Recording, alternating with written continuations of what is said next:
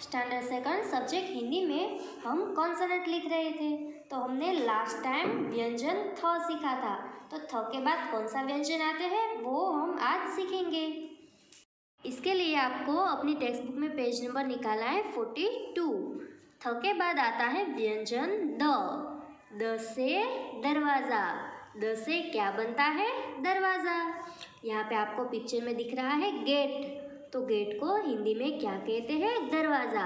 अब यहाँ पे आपको कुछ इनकम्प्लीट लेटर दिए हैं जो आपको कंप्लीट करने हैं। चलो हम ट्रेस करते हैं। सबसे पहले तो आपको इस तरह से छोटी सी लाइन बनानी है, और दूसरा स्टेप आपका कौन सा होगा? आपको हाफ सर्कल बनाना है, और हाफ सर्कल बना के उसको नीचे तक ले जाना है। तो ये क्या बना? द, और ऊपर आपको स्लीपिंग लाइन बनानी है। द से दरवाज़ा। एक बार और एक इनकम्प्लीट वर्ड है जो हम कंप्लीट करेंगे, उसको यहाँ तक ले जाना है और ऊपर स्लीपिंग लाइन बनानी है।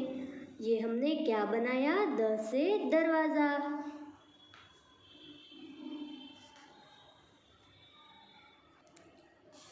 ये सारी जो ट्रेसिंग की लाइन है आपको कंप्लीट करनी है। इस तरह से ये चारों लाइन है वो आपको ट्रेस करनी है। अब ट्रेस करने के बाद हमें क्या करना है? लिखना है। तो ये फर्स्ट लाइन आपको लीव करके यहाँ से स्टार्ट करना है। एक छोटी सी लाइन बनानी है, बाद में हाफ सर्कल, और यहाँ पे पूरा सर्कल बना के नीचे तक ले जाओ और ऊपर स्लीपिंग लाइन। तो ये बनेगा द से दरवाज़ा। द से दरवाज़ा का मतलब होता है इंग्लिश में गेट। ये पूरा पेज आपको द लिख के कंप्लीट करना है और साथ में बोलते भी जाना है आपको। पेज नंबर 42 यहाँ पे हमारा कंप्लीट होता है। अब द के बाद कौन सा व्यंजन आता है? व्यंजन ध। व्यंजन ध से धनुष। ध से क्या बनेगा? धनुष। तो अब हम धनुष लिखना सीखेंगे। सबसे पहले आपको याद रखना है कि आप जब भी ध लिखे तो उसका ये जो पार्ट है वो लाइन के ऊपर जाना चाहिए। यहाँ से आपको स्टार्ट करना है और बाद में उसको पूरा सर्कल बनाना है।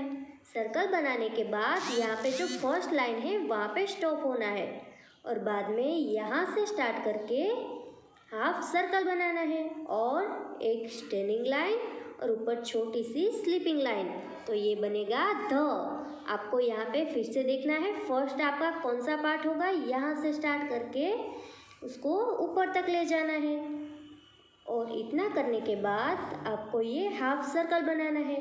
फिर से एक स्टैंडिंग लाइन और स्लीपिंग लाइन। तो ये बना ध। तो ये पूरी जो चार लाइन है वो आपको ध लिख के कंप्लीट करनी है।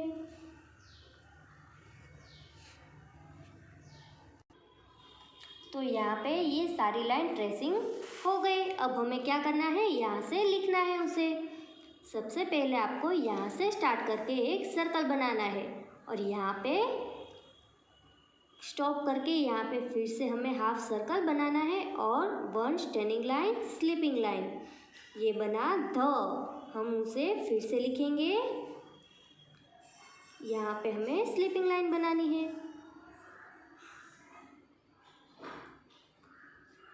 एक बार फिर से हम इसे लिखेंगे ध से धनुष।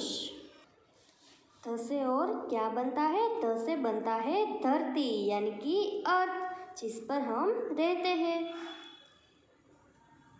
धनुष का मतलब होता है एरो। तो व्यंजन ध आपको इस तरह से लिख के पूरा पेज कंप्लीट करना है। ध के बाद आता है व्यंजन न। न से नल। न से क्या बनता है? नल, यानी कि टैप। तो आपको ये पेज नंबर 44 में न लिख के कंप्लीट करना है।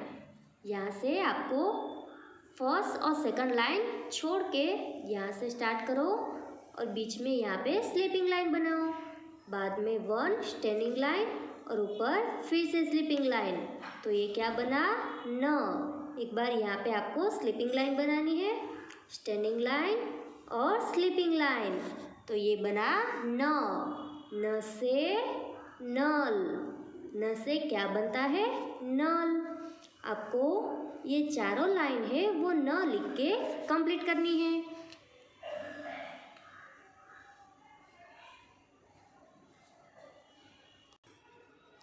ये ट्रेस हो गई चारों लाइन, आपने भी ये ट्रेस कर ली होगी। अब हम इसे लिखते हैं।